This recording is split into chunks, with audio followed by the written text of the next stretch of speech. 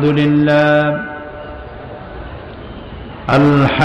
لله نحمده ونستعينه ونستغفره ونعوذ بالله من شرور أنفسنا ومن سيئات أعمالنا من يهد الله فلا مضل له ومن يضلل فلا هادي له ونشهد أن لا إله إلا الله وحده لا شريك له ونشهد أن سيدنا وحبيبنا ومولانا محمدا عبده ورسوله الذي أرسله بالحق بشيرا ونذيرا وداعيا إلى الله بإذنه وسراجا منيرا। চট্টগ্রাম ইসলামী সমাজ কল্যাণ পরিষদ কর্তৃক আয়োজিত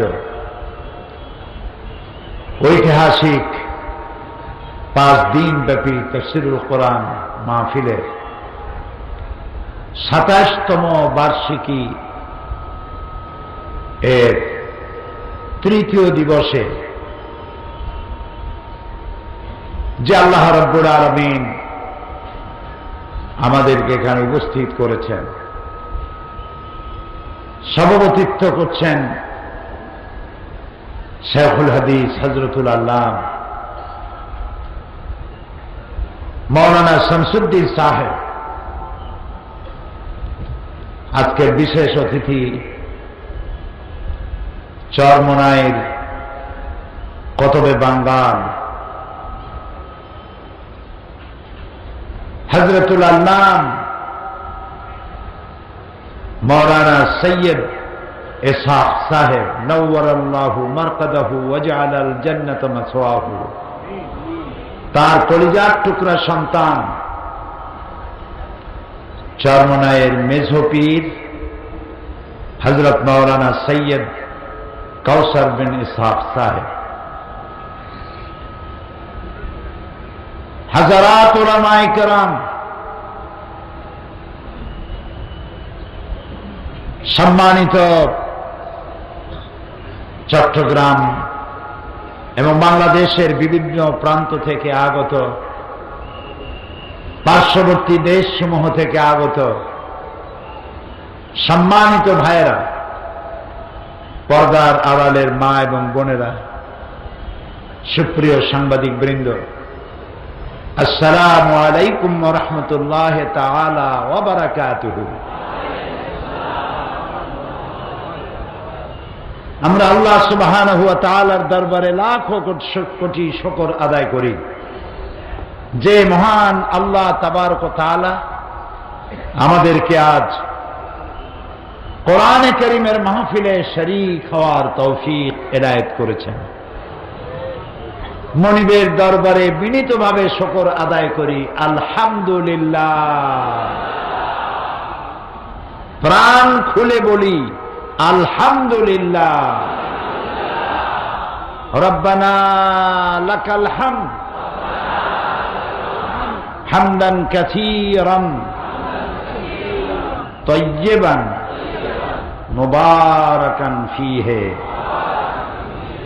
ইয়া রাব্বি লাকাল হামদু কামা ইয়ানবাগি লিজালালি ওয়াজহিকা ওয়া আযীমি সুলতানিকা। মহান আল্লাহ সুবহানাহু ওয়া তাআলা আমাদেরকে কোরআনের মাহফিলে এনেছেন।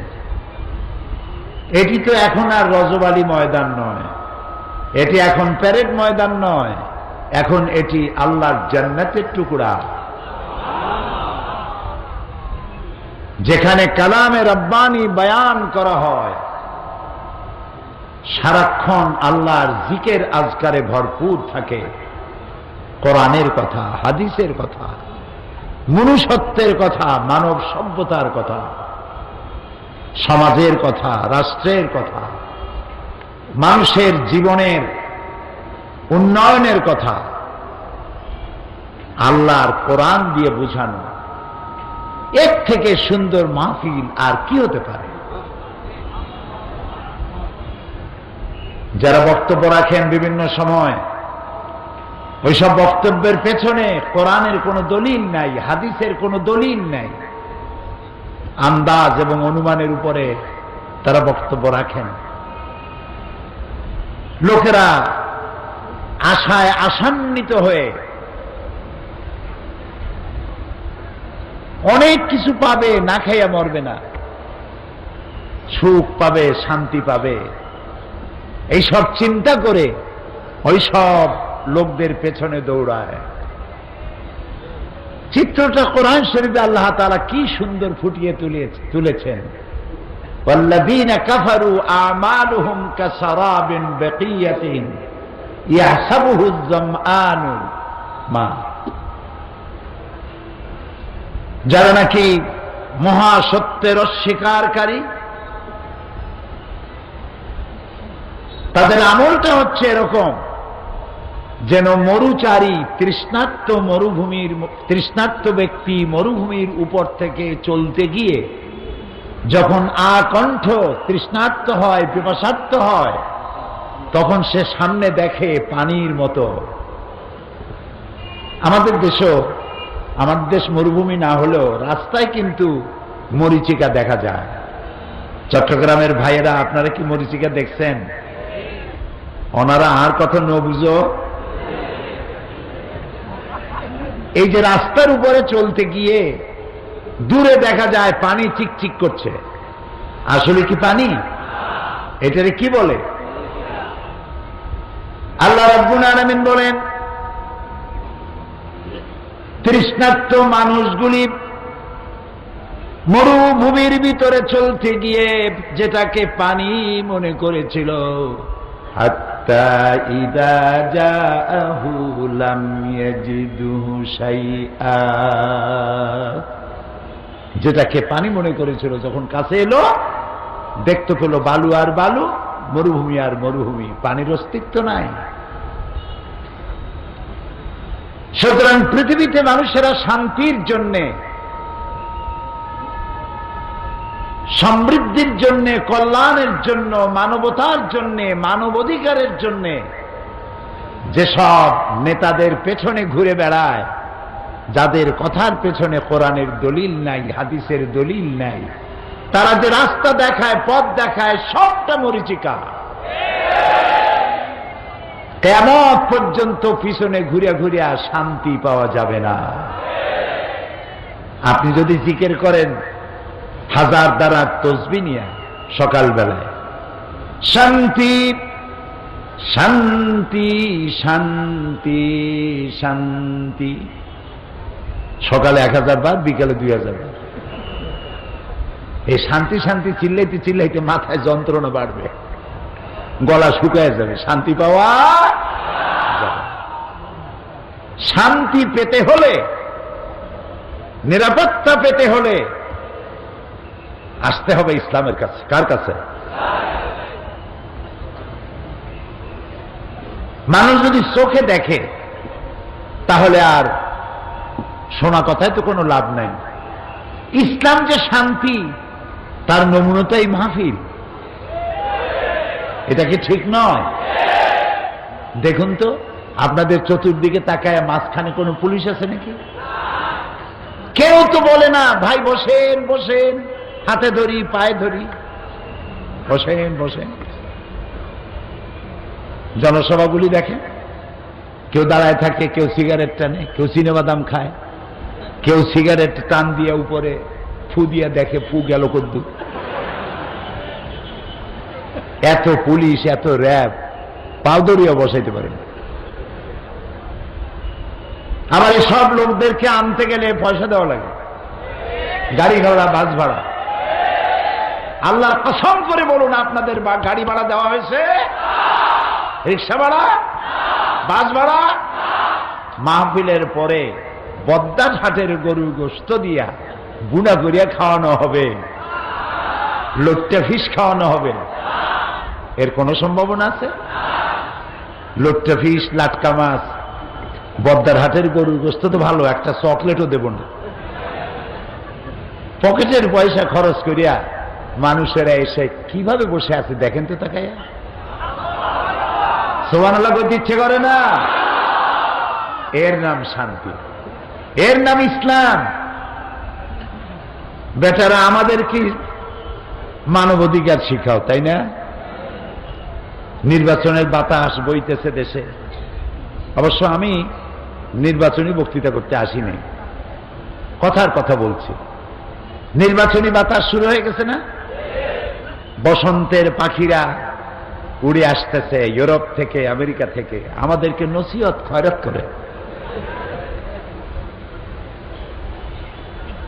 দুঃখে হাসবো না কানবো বুঝে আসে না। ইরাকের মতো একটা শান্তিপূর্ণ স্বাধীন দেশকে ভাঙ্গিয়া চুরিয়া গণতন্ত্রের কুলখাড়ি আর 40-এ পড়িয়া আমাদের গণতন্ত্র শিখাও। আফগান ধ্বংস করেছ, ইরাক ধ্বংস করেছ, চেচনিয়া বসনিয়া ধ্বংস করেছ, মানবাধিকার দুপায় দলিত মতিত করে শেষ করেছ। আমাদের শিখাইতে আইসো না, আমাদের কাছ থেকে শিখে যাও। সমাজ বিনির্মাণে, অর্থনৈতিক সমৃদ্ধি, মানুষে মানুষে ভালোবাসা, প্রীতি, প্রেম। হিন্দু, মুসলমান, খ্রিস্টান, বৌদ্ধ একসাথে বাস করে কেমনে? পূজা আর রোজা একসাথে রাখে কেমনে? আমেরিকা, ইউরোপ, বাংলাদেশ থেকে শিক্ষা গ্রহণ করে যাও।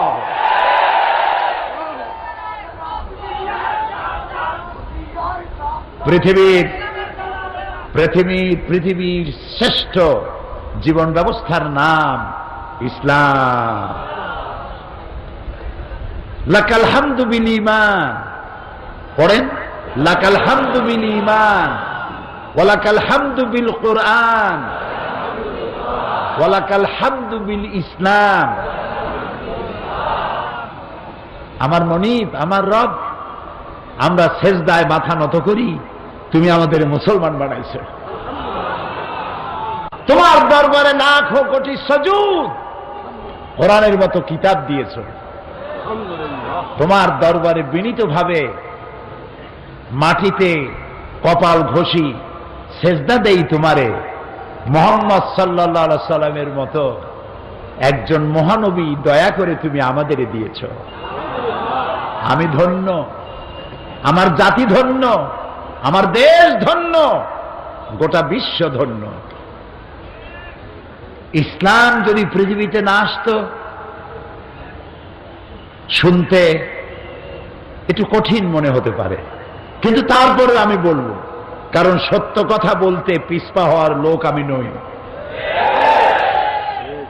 ইসলাম যদি আল্লাহ দুনিয়ায় না দিতেন, এই পৃথিবীতে মানুষ বাসের উপযোগী হতো না, পৃথিবী হতো জানোয়ার বসবাসের উপযোগী। ইসলাম দিয়ে মানুষকে প্রীতি, প্রেম আর ভালোবাসা দিয়ে আল্লাহ তাআলা ভরে দিয়েছেন দুনিয়া। সুবহানাল্লাহ।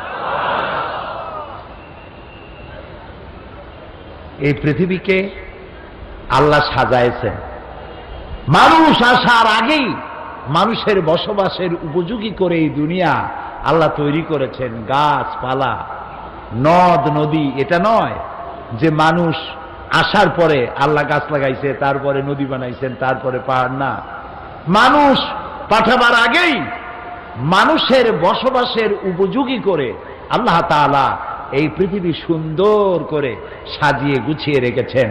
পাহাড় দিয়ে, পর্বত দিয়ে, নদ দিয়ে, নদী দিয়ে, সমুদ্র দিয়ে, মহাসমুদ্র দিয়ে, মরুভূমি দিয়ে, সব দিয়ে সাজিয়েছেন। হয়তো কোনোটা বুঝি, এর কারণ কি, হয়তো কোনোটা বুঝি না।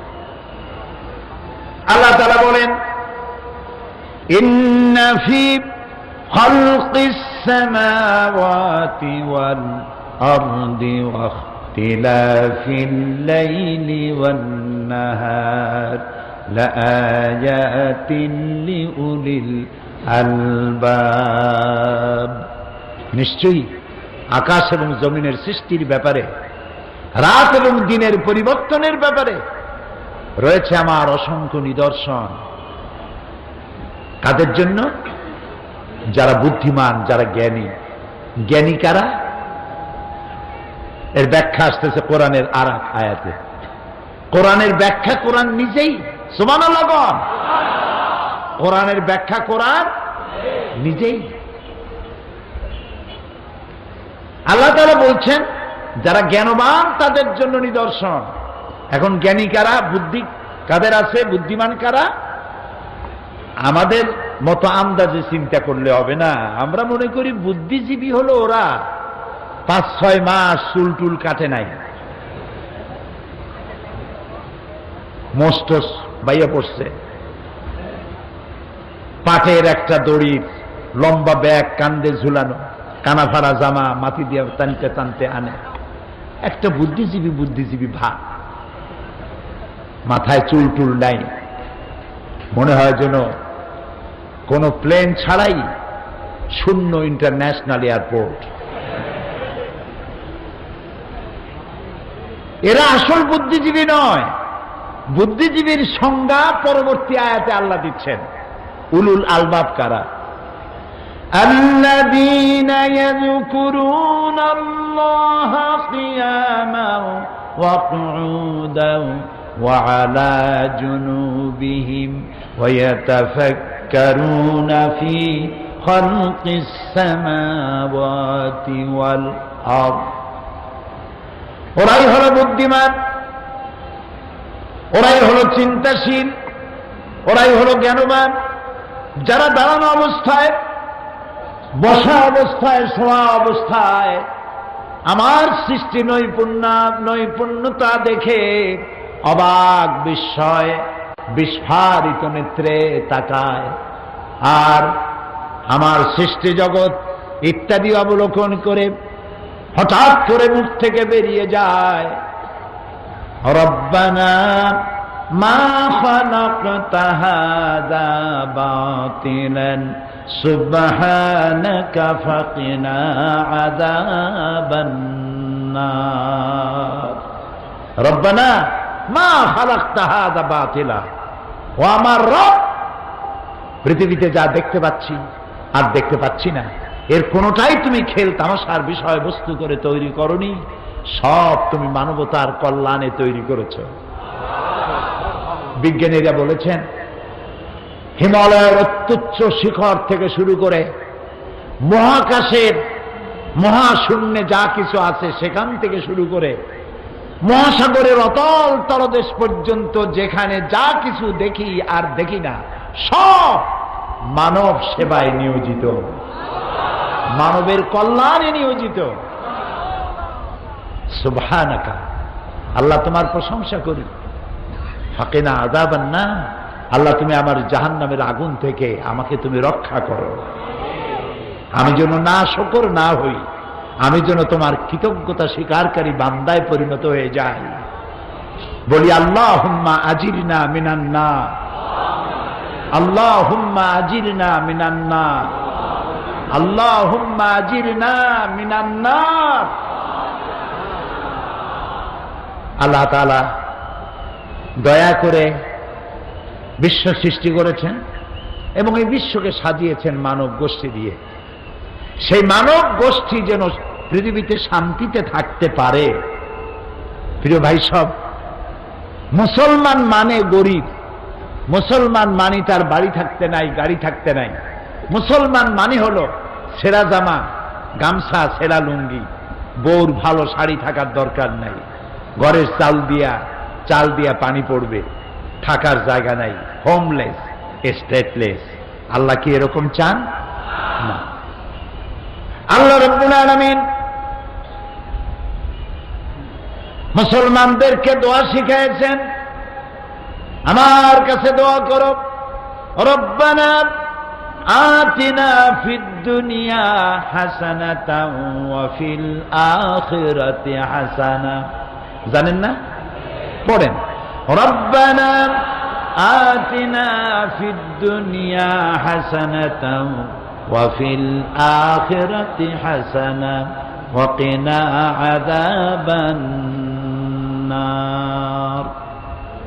আয় আমার রব, হে আমার প্রভু, আমাকে দুনিয়ায় সুখ শান্তি দাও, শান্তি দাও, সুখ দাও, সমৃদ্ধি দাও, এবং আখিরাতেও আমাকে সুখ আর শান্তি থেকে বঞ্চিত করো না, জাহান্নামের কঠিন শাস্তি থেকে আমাকে রক্ষা করো। তাহলে মানুষেরা, বিশ্বজুড়ে মানুষের দাবি হলো দুইটা, চাহিদা দুইটা। কয়টা বলেন তো? একটা হলো দুনিয়ায় চাই কি, বুঝলেন না কথা? একটা চাই দুনিয়ায় কি চাই, আর আখিরাতে চাই কিসের থেকে মুক্তি? জাহান্নাম থেকে মুক্তি। এই দুইটা জিনিস যদি পাইয়া যায়, আর কিছু দরকার আছে? সেই কথাগুলি বলবো ইনশাআল্লাহ। বলেন ইনশাআল্লাহ। আমি আলোচনা করতেছিলাম আপনাদের সামনে ইসলামের সৌন্দর্য, ইসলাম সম্পর্কে আলোচনা, কোরআন থেকে সূরা আলে ইমরান। কত নম্বর আয়াত? 19 আর 20। আল্লাহ রাব্বুল আলামিন বলেন, ইন্নাদ দীনা ইনদাল্লাহিল ইসলাম ওয়া মাখতালাফাল্লাযীনা উতুল কিতাবা ইল্লা মিন বা'দি মা জাআহুমুল ইলমু বাগিয়ান বাইনাহুম ওয়া মান ইয়াকফুর বিআয়াতিল্লাহি ফাইন্নাল্লাহা সারিউল হিসাব। ইন্নাদ দীনা ইনদাল্লাহিল ইসলাম। আমার কাছে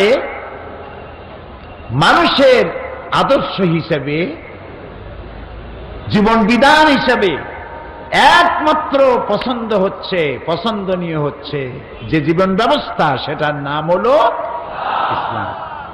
আপনারা জানেন, মানবতার কল্যাণের জন্য, মানবতার সুখ এবং শান্তির জন্য তৈরি হয়েছিল সোশ্যালিজম, ক্যাপিটালিজম, কমিউনিজম। সব মতবাদ তার নিজের দেশেই ব্যর্থতার গ্লানি নিয়ে আত্মহত্যা করেছে। বাকি রইল ইসলাম। বাকি রইল কি? সেই ইসলামের দিকে যেন মানুষেরা আসতে না পারে, তার জন্য শুরু হলো ইসলামকে গালি দেওয়া। ইসলাম মানে মৌলবাদ, ইসলাম হলো ফান্ডামেন্টালিজম, ইসলাম হচ্ছে প্রতিক্রিয়াশীল, ইসলাম ধর্মান্ধ, ইসলাম সন্ত্রাসী, ইসলাম হচ্ছে অসহিষ্ণু জাতি, অগণতান্ত্রিক, ধর্মান্ধ জাতি। নাউযুবিল্লাহ। এই পৃথিবীকে সুন্দর করে সাজিয়েছি আমরা, এই মুসলমানেরা, ঠিক না? এই মুসলমানেরা আমরা সাজাইছি পৃথিবী, সুখ দিয়েছি, শান্তি দিয়েছি। কে দিয়েছেন? আল্লাহ। দেখুন না, মানুষে মানুষে কত ভেদাভেদ ছিল। একটি মানুষ কালো, আরেকটি মানুষ সাদা। যেহেতু লোকটি কালো, তাই ওর কোনো দাম নাই, ওর কোনো মূল্য নাই। আমি আমার জীবনের প্রথম যে বছর আমেরিকা গেলাম, সেই বছর আমেরিকার পত্রিকায় দেখলাম এক ট্রাক ড্রাইভার একটা কালো মানুষকে গাড়ির নিচে পিষে দিয়েছে রাস্তার উপরে। সে গ্রেফতার হলো।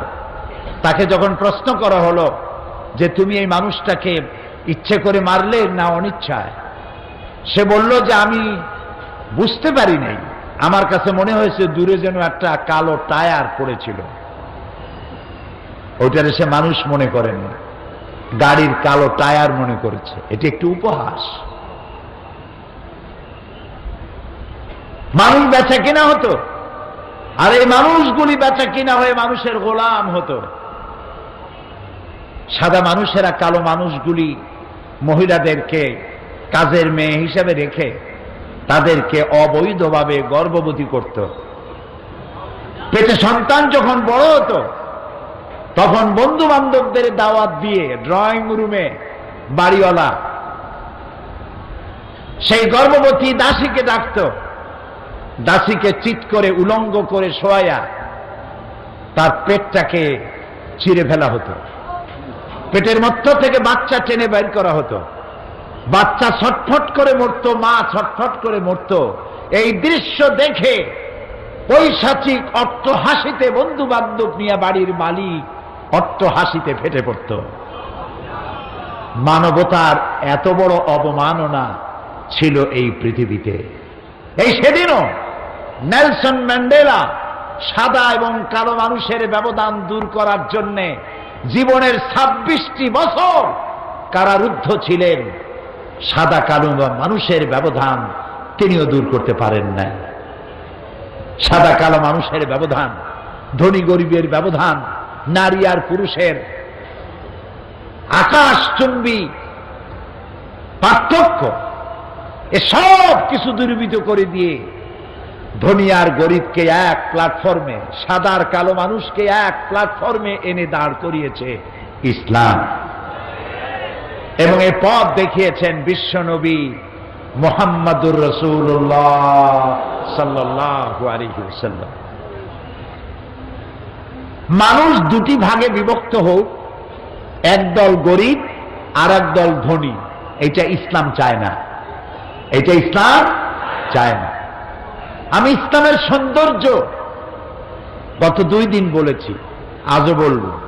কিয়ামত পর্যন্ত যদি ইসলামের সৌন্দর্য যদি বলতে থাকি,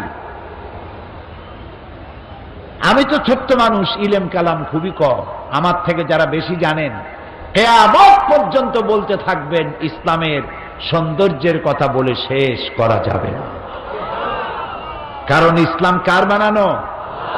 বলতে হবে সবাইকে, কার বানানো? আল্লাহ তাআলা এটাকে তৈরি করেছেন, তিনি নিজে ব্যবস্থা দিয়েছেন। ওই ব্যবস্থার বাইরে কোনো সুন্দর ব্যবস্থা হইতে পারে না। এজন্যই কোরআনের ব্যাখ্যার শেষ নাই।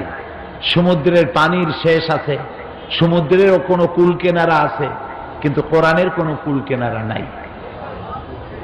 আল্লাহ রাব্বুল আলামিন বলেন, قُلْ لَوْ كَانَ الْبَحْرُ مِدَادًا لِكَلِمَاتِ رَبِّي لَنَفِدَ الْبَحْرُ قَبْلَ أَنْ تَنْفَدَ كَلِمَاتُ رَبِّي وَلَوْ جِئْنَا بِمِثْلِهِ مَدَدًا।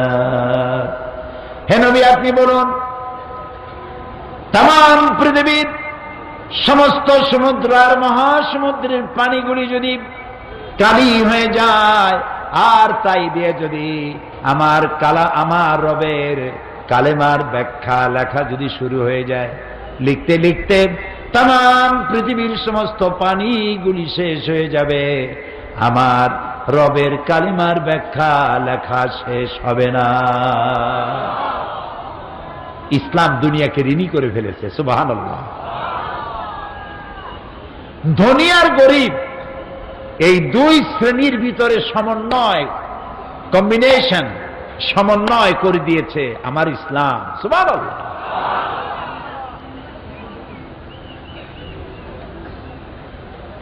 কারণ হচ্ছে কাদাল ফাকরু আন ইয়াকুনা কুফরা।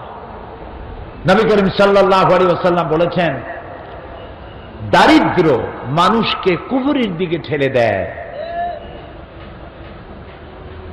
যে ব্যক্তি ক্ষুধার্ত, তৃষ্ণার্ত, বস্ত্রহীন, তার কাছে পূর্ণিমার চাঁদ ঝলসানো রুটির মতোই মনে হয়। তার কাছে ধর্ম হয় টাকা, তার কাছে ধর্ম হয় রুটি, তার কাছে ধর্ম হয় ভাত, তার অন্য কোনো ধর্ম থাকে না। এই কথা আল্লাহর চাইতে কেউ ভালো বোঝে না। এই জন্যে আল্লাহ তাআলা সিস্টেমটা দেখুন কি সুন্দর। এই যে কোরআন, এটা কি দেখেন, শুরুতে আল্লাহ কি বলছেন, একদম শুরু আল্লাহ রাব্বুল আলামিন বলেন, আলিফ লাম মিম যালিকাল কিতাবু লা রাইবা ফীহি হুদাল লিল মুত্তাকিন আল্লাযীনা ইউমিনুনা বিল গায়বি ওয়া ইউকিমুনাস সালাতা ওয়া মিম্মা রাযাকনাহুম ইউনফিকুন। আলিফ লাম মিম। সুবহানাল্লাহ, সুবহানাল্লাহ। সারা পৃথিবীর সমস্ত মানুষের জবানে আল্লাহ তালা লাগাই দিয়েছেন। যদি সক্ষম হও বলো আলিফ লাম মিম অর্থ কি? পারবে বলতে কেউ? আলিফ লাম মিম, ইয়াসিন, তাহা, আইন সিন কাফ, নুন। সুবহানাল্লাহ। সারা দুনিয়া একত্রিত হবে, বুঝতে পারবে না যে আল্লাহ কি বলতে চাচ্ছেন এখানে। আল্লাহু আ'লামু বিল মুরাদ। আল্লাহ খুব ভালো জানেন এর অর্থ কি। কিন্তু আমরা যে আলিফ লাম মিম বললাম, শুধু কি 10টা নেকি হইল? আলিফ হারফুন, লাম হারফুন, মিম হারফুন। আমার নবীজি বলেন, যখনই কেউ পড়বে আলিফ লাম মিম, 10টি নেকি লেখা হবে না।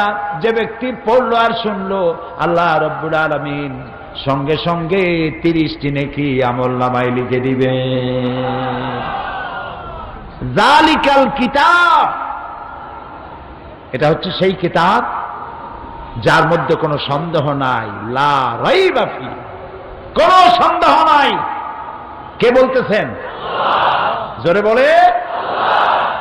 কোনো সন্দেহ নাই। এবার বলেন তো, এই পৃথিবীতে কত লেখক বই লিখল? অসংখ্য বই লিখেছে। কোন বাপের বেটা আছে পৃথিবীতে যিনি বলতে পারবেন আমি একখান বই লিখছি যে বইয়ের মধ্যে কোনো ভুল নাই? আছে? নাই। এই একখানি কিতাব, যে কিতাবের সাহেব, যে কিতাবের মালিক, তিনি বলেছেন এই কিতাবে কোনো সন্দেহ নেই। সমস্ত বই শুরু হয়, যিনি বই লেখেন তার নিজের দুর্বলতা প্রকাশের মধ্য দিয়ে ভূমিকায় লেখেন। এই বই লিখতে গিয়ে তত্ত্ব এবং তথ্য বানান বিভ্রাট জনিত ভুল থাকতেই পারে। কোন সহৃদয় পাঠক যদি আমাকে জানান, পরবর্তী সংস্করণে পরিশুদ্ধ করতে বাধ্য থাকিব। ঠিক না? না এরকম লেখে আমি একখান বই লিখছি, ভাইয়ের আমার, বোনের আমার, এইরকম বই পৃথিবীতে কেউ লিখতে পারে নাই। পারবে কেউ বলতে?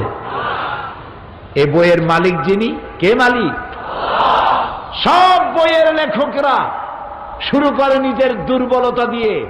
এ বইয়ের মালিক যিনি, এই কিতাবের মালিক যিনি, তিনি শুরু করেছেন তার প্রশংসা দিয়ে। শুরুই হলো আলহামদুলিল্লাহি রাব্বিল আলামিন। প্রাণ খুলে পড়েন আলহামদুলিল্লাহি রাব্বিল আলামিন। সমস্ত প্রশংসা রব্বুল আলামিনের জন্য, যিনি নাজিল করেছেন। প্রশংসা সবটা তার জন্য রিজার্ভ। আপনি প্রশংসা করবেন যার তার।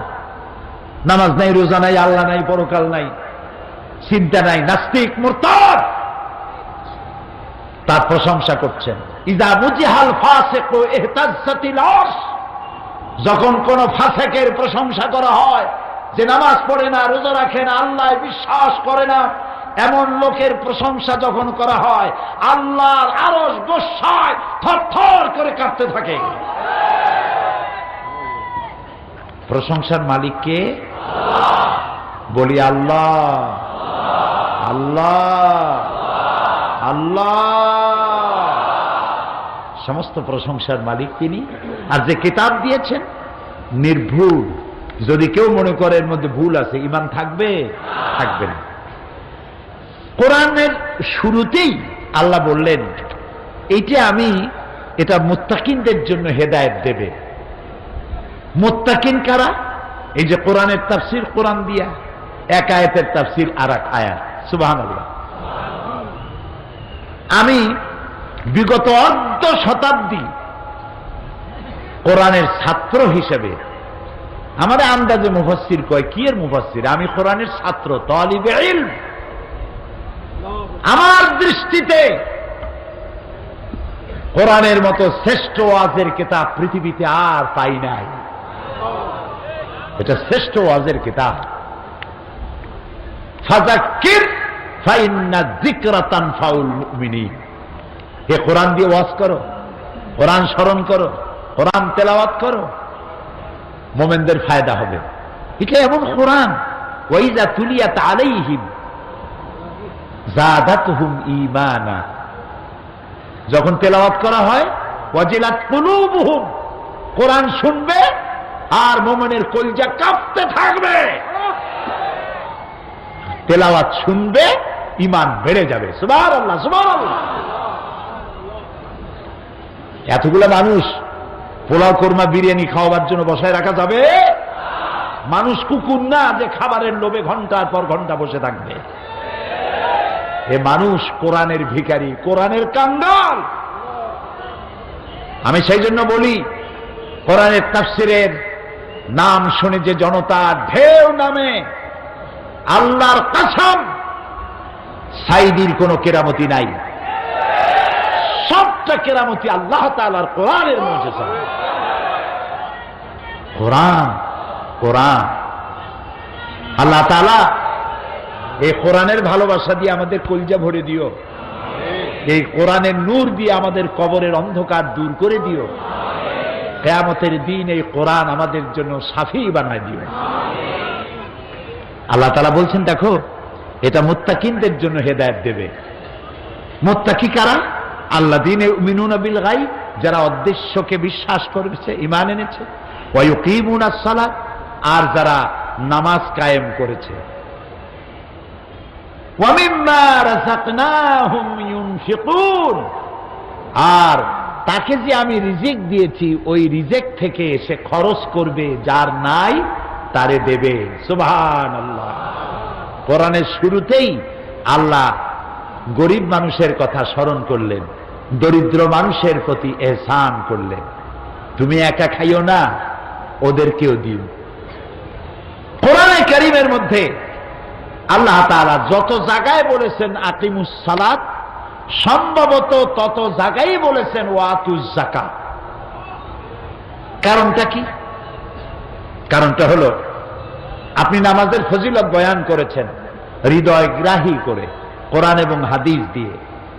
একটি লোক দুদিন না খাওয়া, আপনার ওয়াজে নামাজের প্রতি আকৃষ্ট হয়েছে ঠিকই, উজু করে নামাজ পড়তে দাঁড়ায়ছে ঠিকই, কিন্তু তার পেটের মধ্যে ক্ষুধার যন্ত্রণা, তার চোখের সামনে বিবর্ণ স্ত্রীর চেহারা, ক্ষুধার্ত পেট তার স্ত্রী, ছিন্ন বসনা স্ত্রী, কাপড় চোপড় ছেঁড়া, তার পেটে খাবার নাই। সন্তানগুলি ক্ষুধার জ্বালায় চক্ষু দুটো কোটারগত হয়েছে, তাদের ক্ষুধার আর্তনাদ তার কানের মধ্যে আসতে থাকে। ও নামাজের মধ্যে খুশু খুদু হতে পারে না, আগ্রহ নামাজে বসতে পারে না। সে তো মানুষ, সে তো ফেরেশতা না। এই কথাটা আল্লাহ সব থেকে ভালো বললেন। সুবহানাল্লাহ। এই জন্য আল্লাহ তাআলা বলেছেন আকিমুস সালাত ওয়া আতুজ যাকাত। তার অর্থই হলো, নামাজ প্রতিষ্ঠা হতেই পারে না যাকাত ভিত্তিক অর্থ ব্যবস্থার সুষম বন্টন নীতি ব্যতি রেখে। ইকুয়াল ডিস্ট্রিবিউশন, ইনসাফ ভিত্তিক বন্টন ব্যবস্থা থাকতে হবে। সবার কাছে খাবার পৌঁছে দিতে হবে। আপনারা কি মনে করেন এই বক্তব্যটা কোনো দার্শনিক বা রাজনৈতিক নেতার, যে মানুষের? না, আগেই না কোন কেন, শুনিয়ে তো নেবি। তবে আমি জানি আপনারা রোদের চাইতে বালি গরম, আপনারা খুব ভালো বোঝেন, সেই জন্য প্রশ্ন করার আগেই জবাব দিয়ে বসেন। ভালো, এটা উন্নত কোয়ালিটি, আলহামদুলিল্লাহ। মানুষের পেটের ক্ষুধার কথা আল্লাহ তাআলা খুব ভালো বুঝেন, নবী করিম সাল্লাল্লাহু আলাইহি ওয়াসাল্লাম ভালো বুঝেন।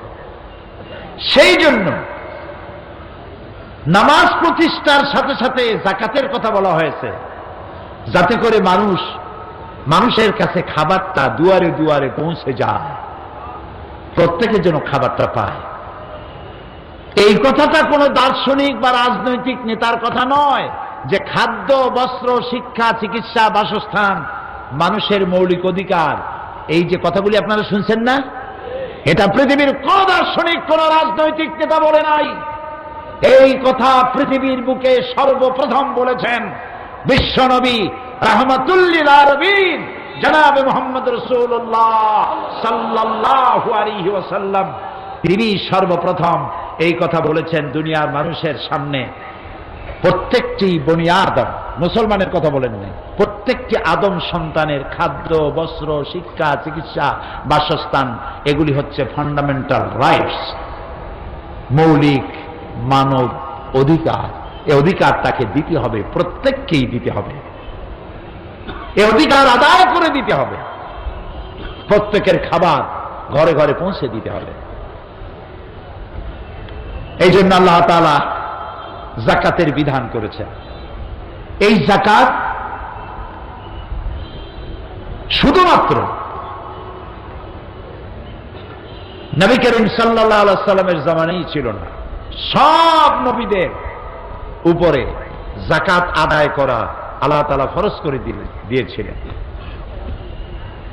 وَجَعَلْنَاهُمْ أَئِمَّةً يَهْدُونَ بِأَمْرِنَا وَأَوْحَيْنَا إِلَيْهِمْ فِعْلَ الْخَيْرَاتِ وَإِقَامَ الصَّلَاةِ وَإِيتَاءِ الزَّكَاةِ وَكَانُوا لَنَا عَابِدِينَ।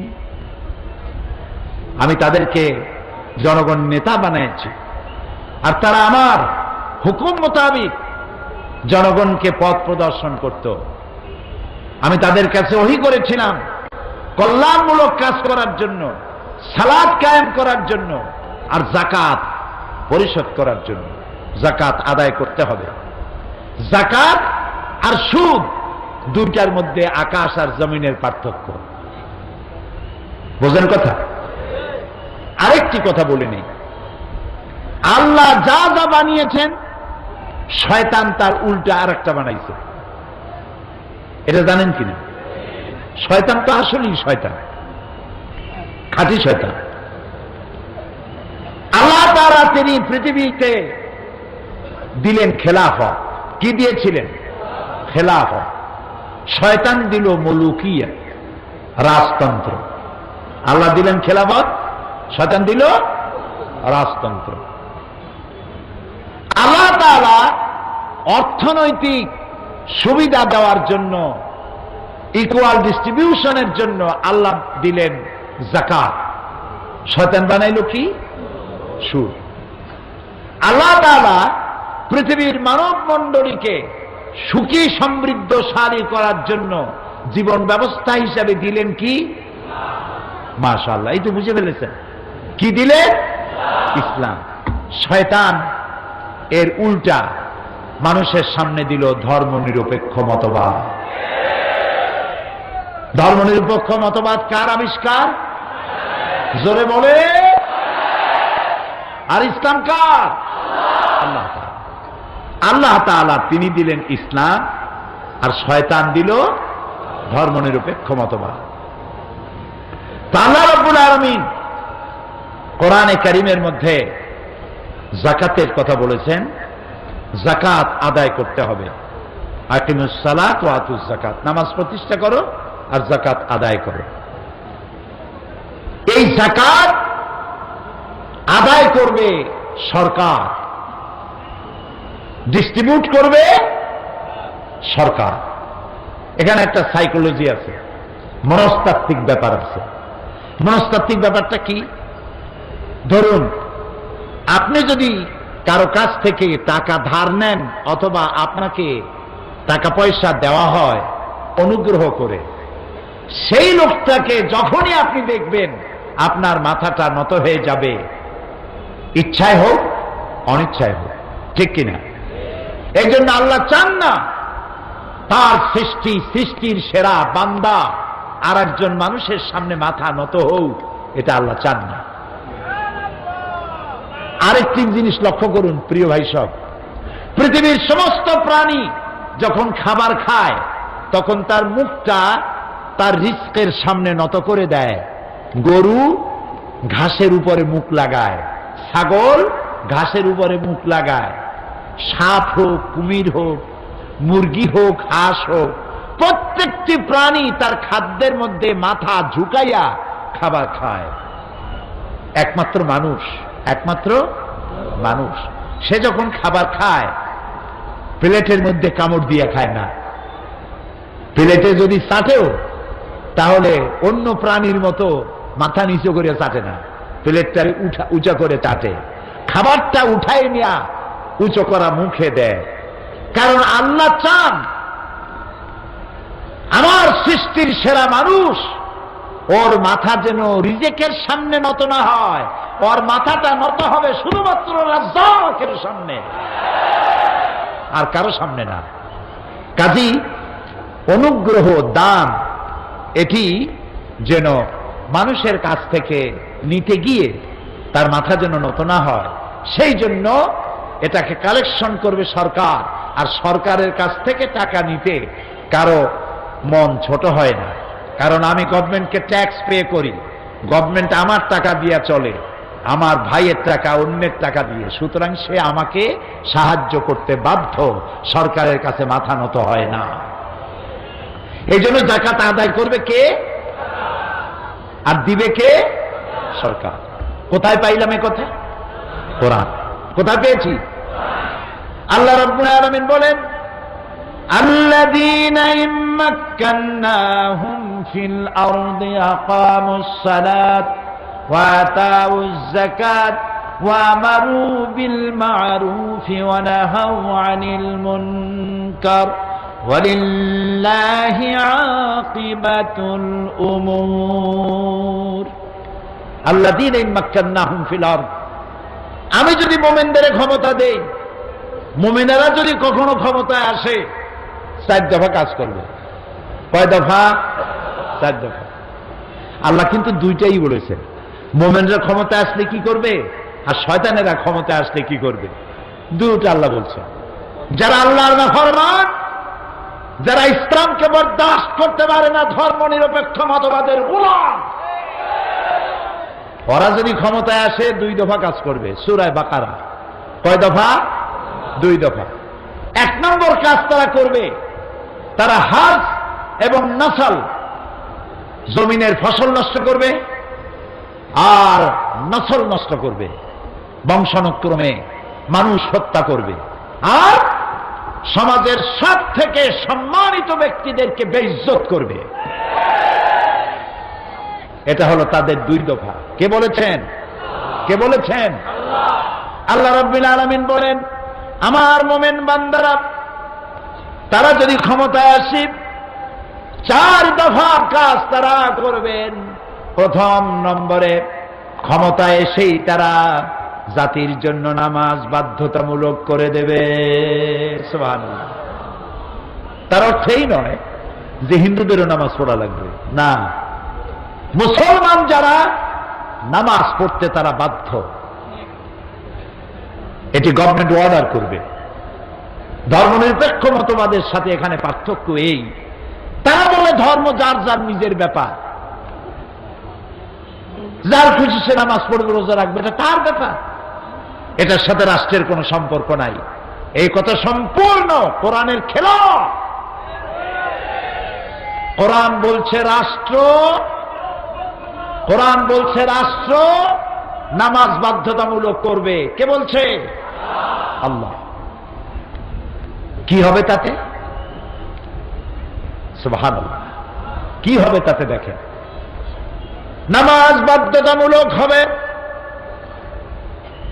বেলা 1টার সময় সরকারের পক্ষ থেকে ঘোষণা থাকবে,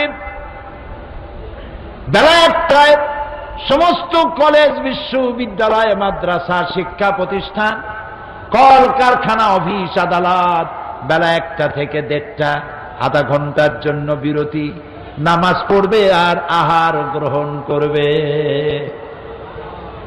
নামাজ বাধ্যতামূলক। এখন চিন্তা করেন,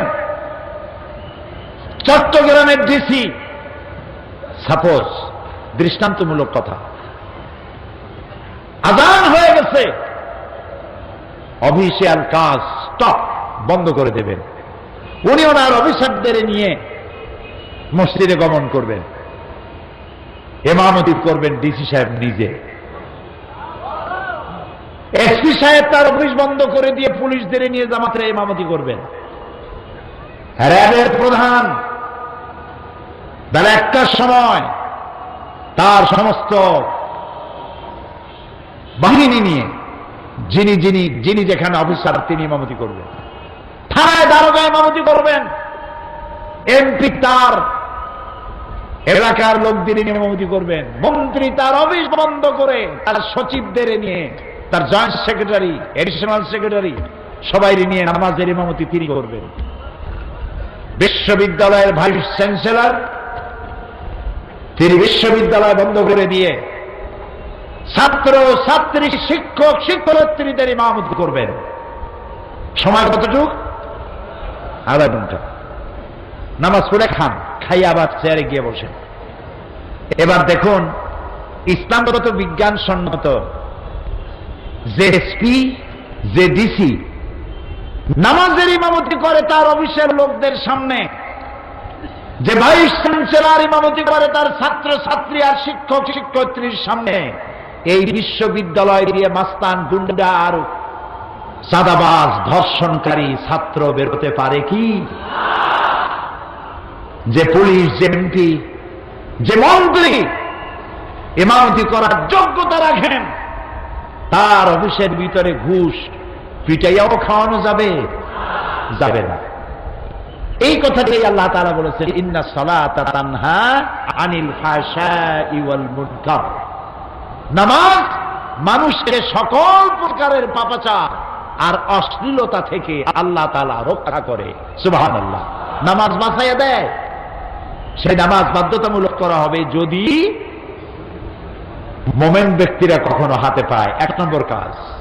আর নামাজ হচ্ছে জীবনের কাঠি, জীবনের বেঁচে থাকা, মুসলমান হওয়া একমাত্র মাপকাঠি।